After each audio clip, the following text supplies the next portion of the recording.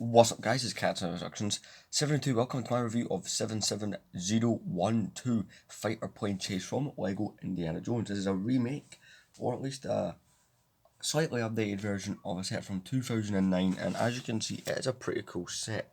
This set is the cheapest in the new Indiana Jones wave, only costing £30 in the UK. You get 3 minifigures and 2 vehicles, which for the money is really well done. As you can see, we've got some hills in the background, got the plane right there, got that wonderful Indiana Jones box art. I talked about this last week in the review for the Lost Tomb, that there you go, I think 8+, that the boxes on the Indiana Jones sets are just, even got a little bit of map behind them, that's just brilliant looking. Of course, at the bottom of the box, you got your minifigures, Indiana Jones, Professor Henry Jones, and Fighter Pilot. And you got some dust, which is kind of similar to shooting. So all looks very good on this end. We're going to take the box, flip it round, and it shows that scene from the tunnel where they just kind of stare at each other after the wings of the plane come off. And of course the plane does blow up. You've got scenes here, they've got them unloading a crate. Kind of just talking about the notebook being chased by the plane, and then it shows you that there's an actual feature to remove the plane's wings, which is part of their design, which it's really cool. Let's jump straight in with the minifigures in this set. But let's just admire that box art, because come on. So of course the first minifigure is Indiana Jones himself. So as part of all the new minifigures for the theme, he has the hat hair combo piece. He has some really nice back printing. He's got his classic pistol and revolver. So no, pistol and whip, which have not changed since 2008, which is kind of cool. They didn't try to remake the piece or change it, because they got it more or less right the first time. Got some really nice printing on his trousers right there. And of course he's got a double-sided head. Now, each Indiana Jones minifigure is different. Even though they all look more or less the same, they all have a slight difference, or like a head that's different. For instance, on this minifigure, the head doesn't want to twist, so I'll just show it off this way. He's got more of his kind of concerned face, versus if we turn the figure around, he's got more of a kind of smirky, kind of confident looking face.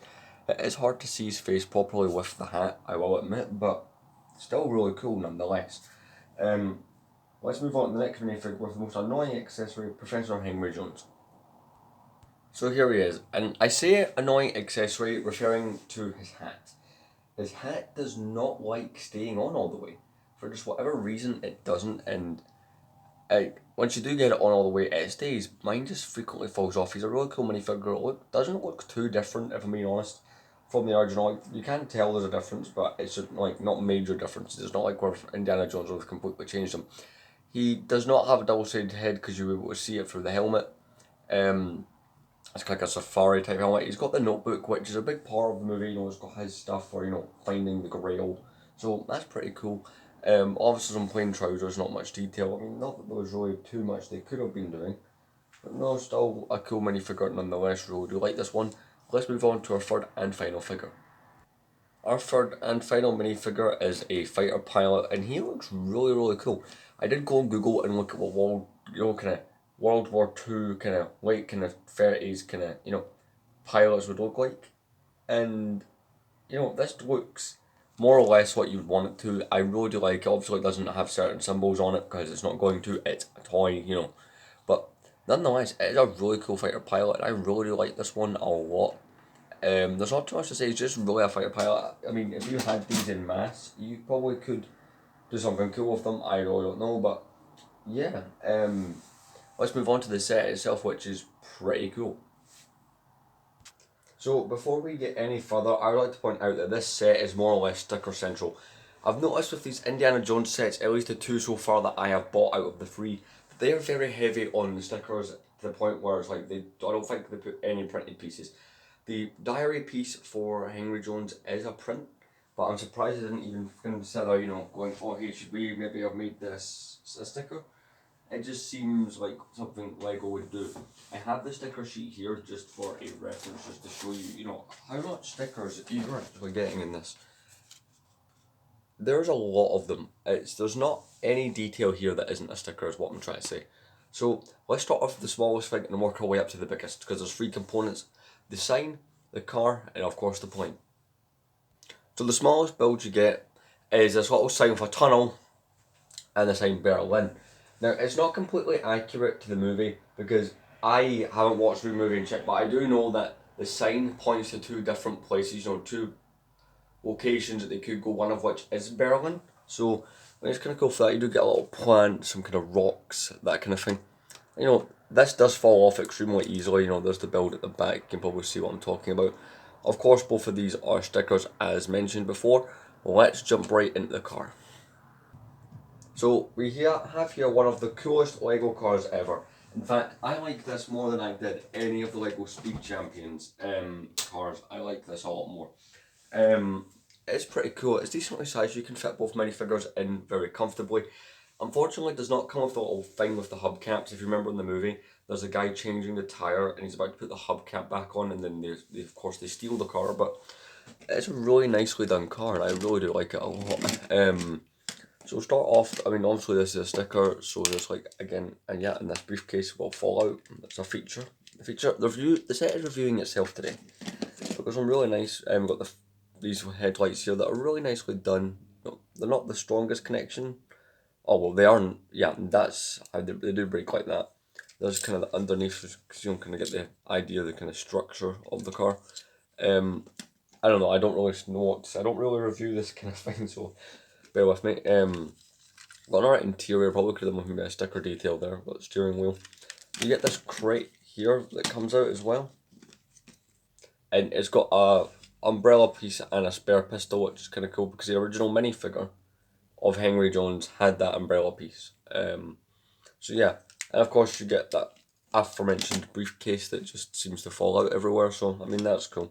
So they're kind of, I feel like those are in a way are kind of references to what the original minifigures had as accessories. So removing Indiana's whip, we're going to leave his pistol on. We can put the two minifigures into the car quite easily. It does not take a lot of effort to do so. I'm just going to put Indiana here. The windscreen has no window. Like, as you can see, like, my finger can go right in. It's not an actual window piece. So we've got him in, turn the car around. Get Henry Jones. We don't really need to do anything apart from, you know, adjust the legs on him. He doesn't really need to. He can hold the diary while he's in. And there you go, perfectly fine. You know, works just as you'd expect a car would work. I mean, yeah, I really like the way it looks from the back. I mean, the technique to build this I wasn't expecting, so it's kind of cool. Really do like this car a lot. I suppose it's time to jump into the biggest thing, the plane. For a brief moment, I had to put the two next to each other just to show you a little size comparison, because the plane is quite decently sized. So here is the plane itself. I'm kind of surprised it fits here. This is the first review, I think, since maybe the TIE Bomber or the 501st Battle Pack that I've actually reviewed up here normally.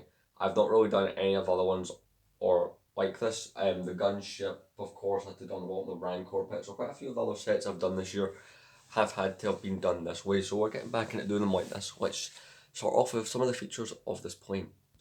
So the first feature we're going to look at is the wheels, which I think are really well done on this. Fix this piece here. It's been moved quite a few times because I redid my whole display the other day. So it's got these really nice wheels. It's got this little one at the back which isn't got any kind of rubber on it, and you've got these two rubberized wheels here with the rubber pieces. You know, obviously the wheels aren't going to be the whole feature, but you know, to kids, that's quite cool. Although I think most people are just going to pick it up from the back and just, you know, kind of fly it around, kind of swoosh it around. I think that's what most people would do with this. Got some really nice kind of camo all over it. Now, these are stickers which I understand, but the biggest thing in this set that, to me, I don't think it's a deal breaker, but it is annoying, and I really don't like it, is this canopy piece. Now, it's accurate to what one would on a plane look like, but it's a sticker, and see if you don't apply it the first time, which admittedly I didn't get it right the first time. You know, putting stickers on curved Lego pieces can be a pain. I think this is ridiculous. It makes me think of, and I can't believe this was 10 years ago, the 2013 X-Wing. That was a lot of controversial thing because that thing's cockpit piece did use a sticker, you know, for the detailing. But, I mean, come on. I understand the price. I think this is part of the reason why the Indiana Jones sets are so cheap, is they're not doing a whole bunch of printed elements. I mean, out of all the sets I have so far, and I have two of them, I cannot find any printed maybe one or two printed elements per set. So yeah, the propeller is quite good. It looks quite good. To me, I would compare these pieces here. I'll zoom in and show you guys. I would compare these pieces to paddles. You know, you got a good spin on that. Again, this is new stuff for me reviewing, you know, planes and cars. It's not something I normally do. Normally do things like gunships, tanks, all that kind of thing. And yeah, it eventually will fall off, but... Or maybe it's because I done it wrong. I don't know. But it's a really well designed plane. It has a stud shooter on each wing. You know, you can fire off like this.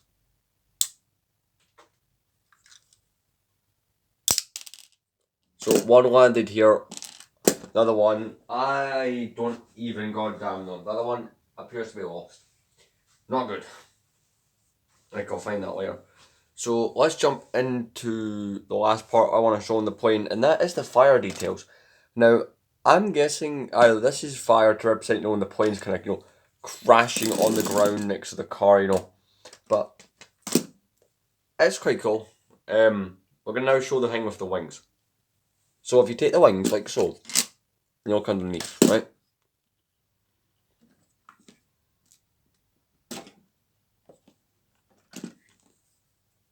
The wings are connected via ball joints on either side, so you can take this wing off.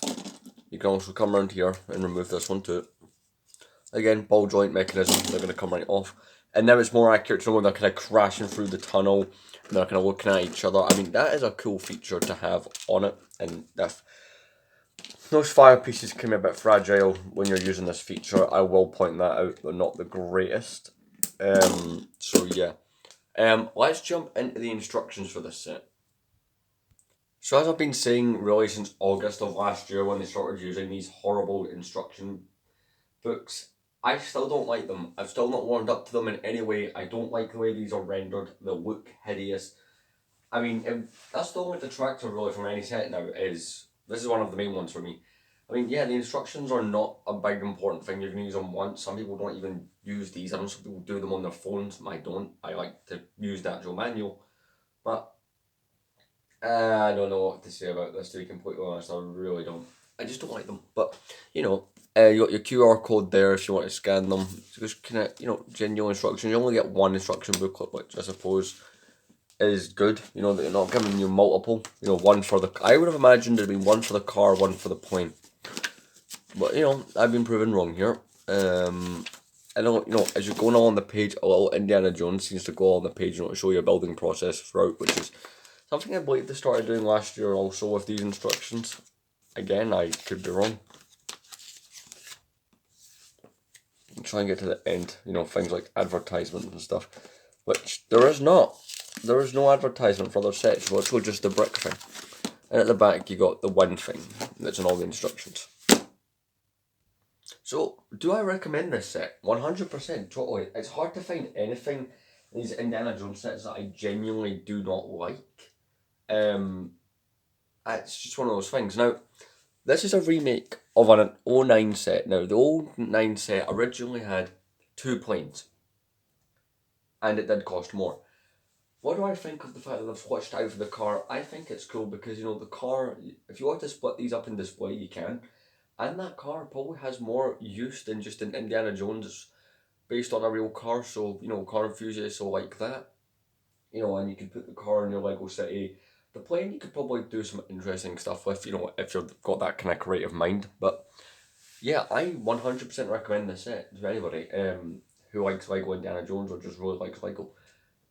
This wave of Indiana Jones sets has admittedly been better than some of the Star Wars waves over the last couple of years. Not to say that those waves are terrible, but like this, you know, for the minifig count, the piece count, and the price as well, for £30 is what this retails for in the UK. It's amazing. I mean, I think if they were doing Star Wars ships in this kind of scale of as the plane, it would be £30. Because all these Indiana Jones sets are much cheaper. But anyway, guys, thank you very much for watching this week's review. Next week, we'll be doing some custom clone troopers. Those are coming back. I've not done one this year. I've not done one since November. So we are looking at some more minifig customs clone troopers.